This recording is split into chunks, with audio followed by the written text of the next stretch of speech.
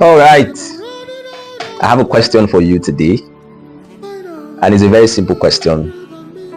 Why do you worry? Many times we feel good, or sometimes we just feel like if I'm going through something and I'm thinking about it, I'm not bothered.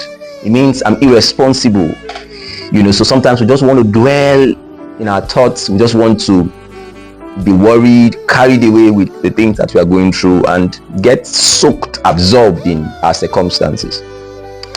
But do you know that even Jesus asked that question? Worry doesn't do anything. He asked the question in Matthew chapter 6, and he said, how many of you by worrying has added a cubit to your stature? The answer is nobody. Worry actually doesn't do anything. Worry only complicates the issue. Worry makes you sad, it makes you depressed, it makes you much more overwhelmed with your circumstances and your situations.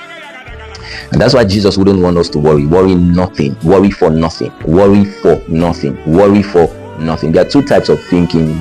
First thinking is the solution-based thinking, and this is where you're sitting down with a pen and paper, you're thinking of the solution to whatever it is that you're going through. That is advice. That is important. But the other type of thinking is the one that is not advice, and that's the worry. The one where you are focused on the issue, you are focused on the challenge, you are focused on the problem. And every time you focus on challenges and problems, you will never see a way out of it. That's the truth. And that's why the devil will always push us to that point where we begin to worry. But I came with an advice and I came with an encouragement. Jesus was looking at Peter at the time, and he said to Peter, Satan has desired to sift you as wheat, but don't worry, relax, I've prayed for you so that your faith wouldn't fail. So even before Peter was going to fall, even before Peter was going to tempt Jesus had already addressed it in the place of prayer, and that's why he's the high priest. The Bible speaking in Hebrews chapter 4, I think from verse 15 downwards, he said, seeing therefore we have a high priest that have ascended into the heavens. He said, let us hold fast the profession of our faith. What that scripture is trying to say is don't reduce the volume of your confessions. Don't reduce the volume of your expectations. Don't reduce the volume of the things that you believe that God can do for your life. The year is about to end, and until 11:59 p.m. of 31st December, a miracle is still possible. God can still do something.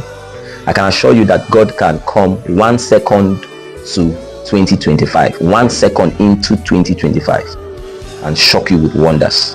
That's the kind of God we serve. So worry not. We have a high priest. Jesus didn't stop praying when he left the earth. In fact, immediately he became a man. That was when he began to pray.